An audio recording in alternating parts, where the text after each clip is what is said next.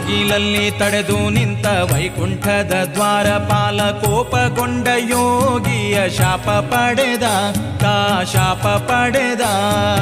ರಾಗವನ್ನು ನೀಗದೆ ಭವರೋಗಿಯಾಗಿ ಮೆರೆದ ಜಯ ವೈಕುಂಠದ ಬಾಗಿಲಿಂದ ಭೂಮಿಗಿಳಿದ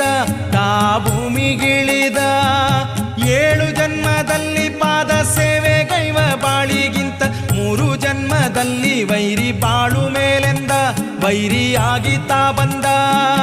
7 ಜನ್ಮದಲ್ಲಿ ಪಾದ ಸೇವೆ ಗೈವ ಬಾಳಿಗಿಂತ 3 ಜನ್ಮದಲ್ಲಿ ವೈರಿ ಬಾಳು ಮೇಲೆಂದ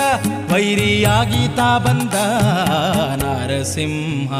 ಭಯ ದೂರ ಸಿಂಹ ನರಸಿಂಹ ಭಯ ದೂರ ಸಿಂಹ ನರಸಿಂಹ ಭಯ ದೂರ ಸಿಂಹ ನರಸಿಂಹ ಭಯ ದೂರ ಸಿಂಹ